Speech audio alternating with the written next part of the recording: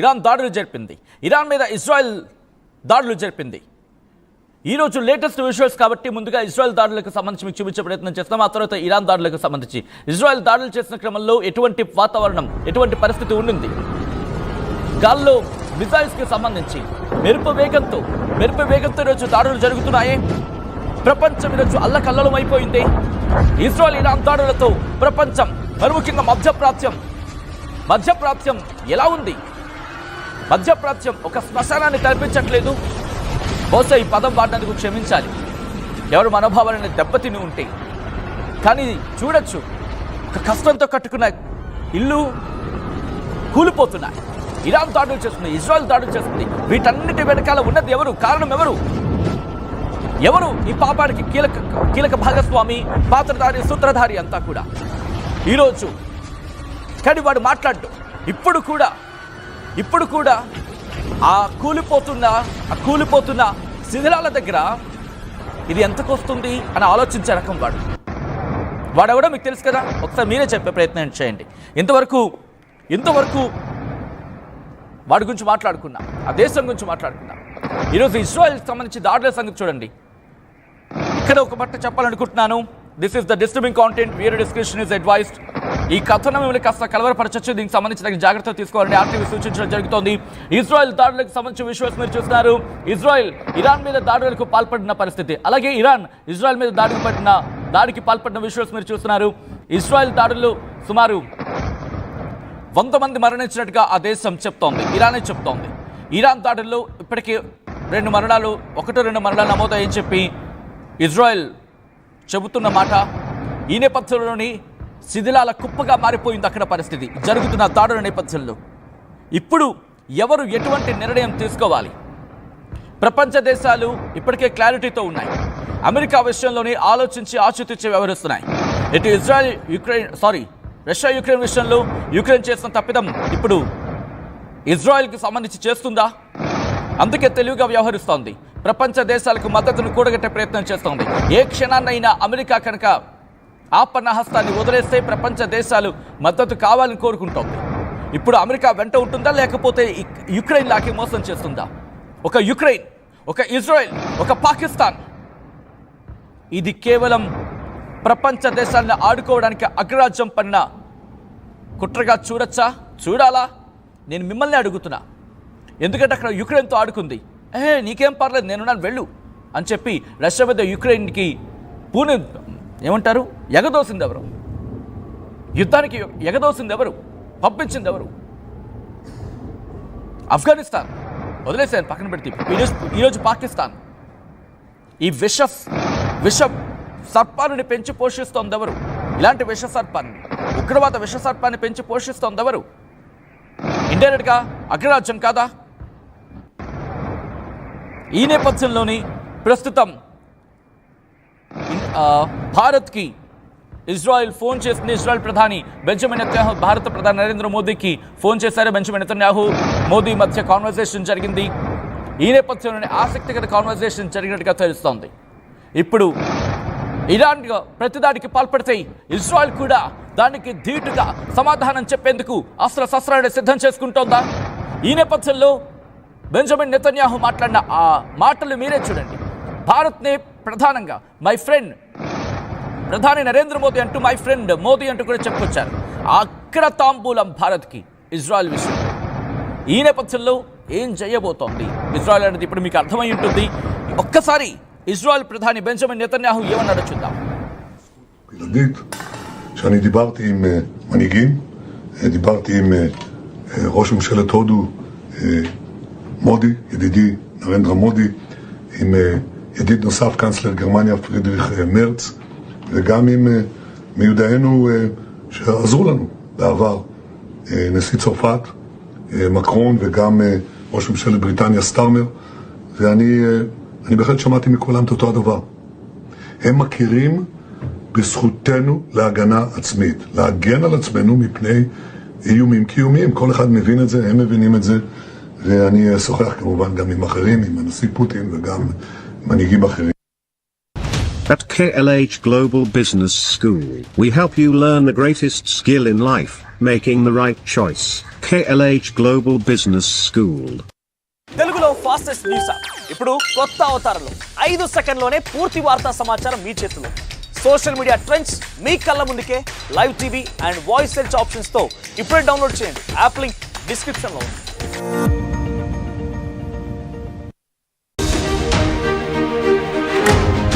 Iran Israel మధ్య అణుయుద్ధం మొదలైందా? ప్రస్తుతం దీనికి సంబంధించి పెద్ద ఎత్తున చర్చ జరుగుతోంది. కారణం ఇటు ఇజ్రాయెల్ ఇరాన్కి సంబంధించిన న్యూక్లియర్ ఫెసిలిటీస్ని టార్గెట్ చేయడం, నతాంజ్ లాంటి సీక్రెట్ ఫెసిలిటీస్ని టార్గెట్ చేయడం ఇప్పుడు ఊతమిచ్చింది, మరింత బలాన్ని చేకూర్చింది. దీనికి ఇరాన్ ఊరుకుండా ఇరాన్ కూడా రాత్రి దాడికి పాల్పడింది ఇజ్రాయెల్ మీద. ఈ నేపథ్యంలో రెండు దేశాల మధ్య ఉద్రిక్తమైన పరిస్థితులు నెలకొన్నాయి. ఇటువంటి సినారియోలో ఇజ్రాయెల్ భారత్కి కాల్ చేస్తుంది. ఇజ్రాయెల్ ప్రధాని బెంజమిన్ నెతన్యాహు భారత్కి కాల్ చేసి ఏం మాట్లాడారు, దానికి సంబంధించిన బిగ్ బ్రేకింగ్ న్యూస్ చూస్తున్నారు. Here it is on the screens of RTV. Iran Israel మధ్య అణుయుద్ధం మొదలైందా అంటే అటువంటి మాట వినిపిస్తోంది. మూడో ప్రపంచ యుద్ధానికి ఈ పరిస్థితులు దారితీస్తున్నాయా అంటే అటువంటి సమాధానం ఇక్కడ వినిపిస్తోంది. ప్రధాని మోదీకి నెతన్యాహు ఫోన్ చేశారు. అవును, మీరు విన్నది నేనన్నది అక్షరాల నిజం. భారత ప్రధాని నరేంద్ర మోదీకి నెతన్యాహు ఫోన్ చేశారు. దాంతోపాటు యుద్ధ పరిణామాలని మోదీకి వివరించారు నెతన్యాహు. ట్రంప్ను నమ్మే పరిస్థితి లేదు, ఏం జరిగినా మీ మద్దతే ఉండాలి అంటూ నెతన్యాహు భారత్కి చెప్పారా? ప్రస్తుతం దీనికి సంబంధించి పెద్ద ఎత్తున చర్చ జరుగుతోంది. ఆ కారణం నేను వివరించే ప్రయత్నం చేస్తా.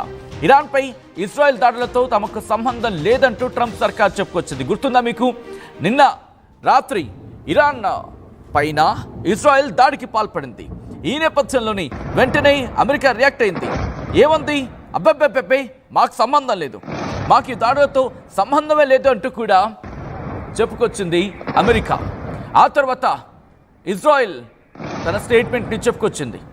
ఎప్పుడైతే దాడి జరిగిందో ఈ దాడి నేపథ్యంలోని మీకు గుర్తుండుంటే ఈ దాడి జరుగుతున్న క్రమంలోని దాడి జరిగిన తర్వాత న్యూక్లియర్ సెంటర్స్ని న్యూక్లియర్ ఫెసిలిటీస్ని దాడికి పాల్పడ్డామంటూ చెప్పుకొచ్చిన తర్వాత అప్పుడు ఒక ఇంట్రెస్టింగ్ డిస్కషన్ స్టార్ట్ అయింది. ఏంటది? భారత్తో ఫోన్ కాన్వర్సేషన్. ఇటు భారత ప్రధాని నరేంద్ర మోదీతో ఇజ్రాయెల్ ప్రధాని బెంజమిన్ నెతన్యాహు మాట్లాడారు. బెంజమిన్ నెతన్యాహు మాట్లాడుతున్న క్రమంలోని ఇటు మీ మద్దతు కావాలి అంటూ చెప్పుకొచ్చారు. ఈ క్రమంలోని భారత్ కూడా రియాక్ట్ అయింది. ఇటు భారత్ రియాక్ట్ అవుతూ ఒక మాట చెప్పుకొచ్చింది ప్రధాని నరేంద్ర మోదీ. ఆయన ట్వీట్ చేశారు. ఆ ట్వీట్ని మీరు చూస్తున్నారు వాటి స్క్రీన్ మీద. హియర్ ఇట్ ఇస్, మీరు చూడొచ్చు. ఇది received a phone call from Prime Minister Netanyahu of Israel. He briefed me on the evolving situation.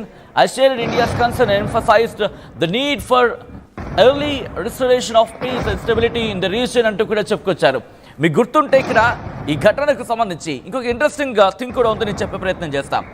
ఇక్కడ ప్రధాని నరేంద్ర మోదీ చెప్పుకొచ్చిన సందర్భం, ఇటు ఇజ్రాయెల్ ప్రధాని బెంజమిన్ నెతన్యాహు మాకు కాల్ చేశారు, అక్కడ జరుగుతున్న పరిస్థితి మీద వివరించారు.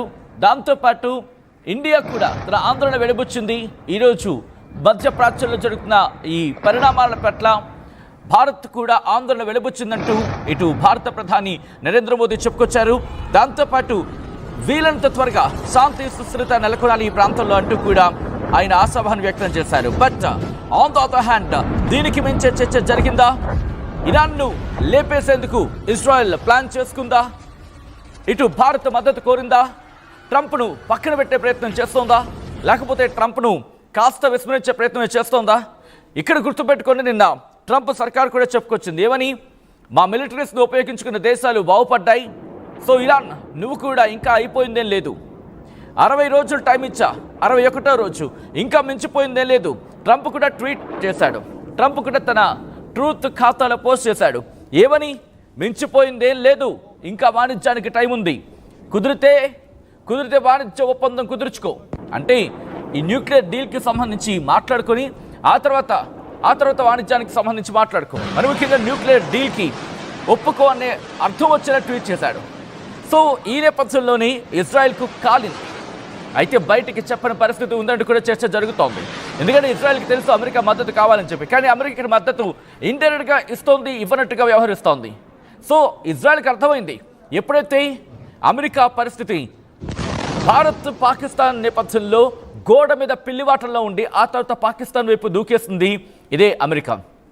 At the same time Ukraine Russia విషయంలో యుక్రెయిన్ వైపు అండగా ఉండింది, కానీ ఆఖరికి రష్యా వైపు దూకేసింది.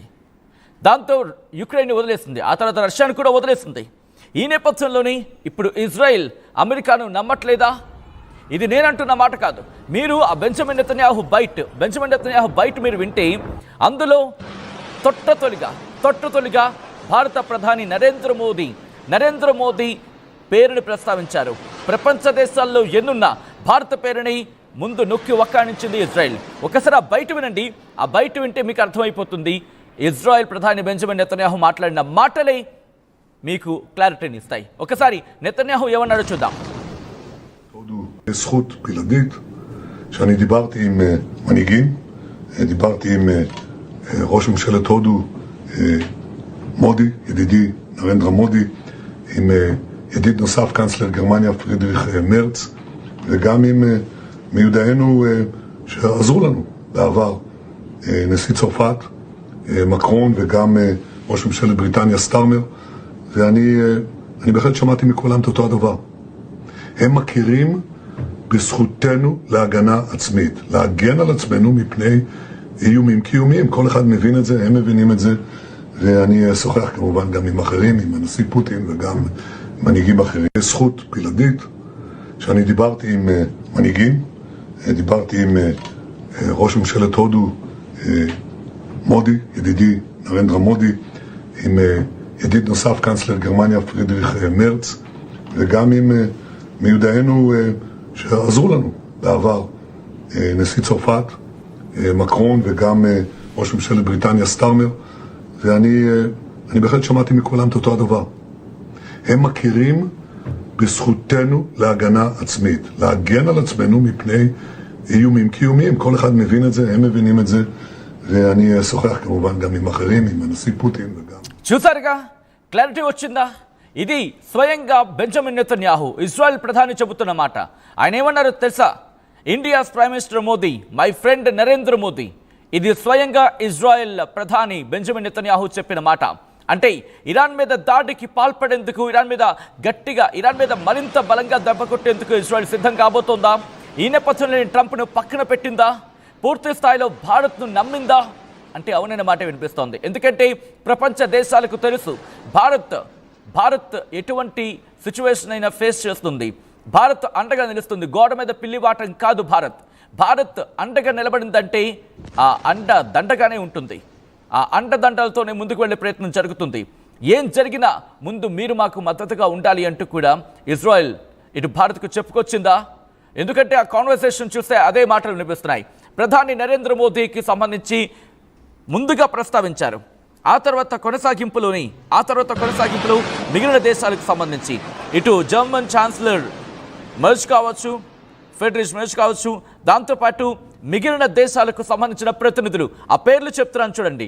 ముందుగా ప్రధాని నరేంద్ర మోదీ పేరు, ఆ తర్వాత మిగిలిన ఫ్రాన్స్ ప్రెసిడెంట్ మ్యాక్రాన్ కావచ్చు, British prime minister Keir Starmer కావచ్చు, వీళ్ళందరికీ సంబంధించి ప్రస్తావించాడు. కానీ ఎక్కడ మై ఫ్రెండ్ అని ప్రస్తావించింది, మై ఫ్రెండ్ అని చెప్పి క్లోజ్గా ఫస్ట్గా ప్రస్తావించింది భారత్ని. కారణం భారత్కు ఎప్పటి నుంచో ఆ దోస్తానా, ఒక్క విధంగా చెప్పాలంటే దోస్తానా. మనకు గుర్తుపెట్టుకోండి, భారత్ పాకిస్తాన్ మధ్య యుద్ధం జరిగినప్పుడు అండగా నిలిపినది ఎవడు?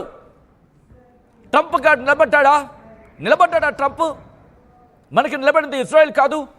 మనకి రక్షణ వ్యవస్థకు సంబంధించి కావచ్చు, ఇంటెలిజెన్స్ వ్యవస్థను కావచ్చు, మొసాద్ కూడా మనకి అండగా నిలబడలేదా? మొసాద్ని మనకు పంపించలేదా? ఈ నేపథ్యంలో ఇజ్రాయెల్కి సంబంధించి ఈరోజు కష్ట సమయం ఆసనమైతే భారత్ అండగా నిలబడదా? భారత్ ఏమంటోంది? మీ మధ్యప్రాచ్యంలో, మీ రీజియన్లో శాంతి సుస్థిరత జరగాల్సిందే అంటూ చెప్పుకొస్తోంది. ఈరోజు కొంతమంది దుర్మార్గులు, మూర్ఖులు మాట్లాడతారే ఇజ్రాయెల్కి సపోర్ట్ చేయకూడదని చెప్పి. ఆ మూర్ఖులకి చెప్తున్నా, నిర్మోహమాటంగా ఆ మూర్ఖులకి చెప్తున్నా. ఎందుకు నేను ఇంత పెద్ద పదం మాట్లాడుతున్నానంటే, ఇజ్రాయెల్కి సంబంధించండి మనకదే సపోర్ట్ నిలిచింది. ఎవరు నిలిచారు ఆ టైంలో? మనకి ఇజ్రాయెల్ ఇచ్చిన టెక్నాలజీ మనకు ఉపయోగపడలేదా? ఇజ్రాయెల్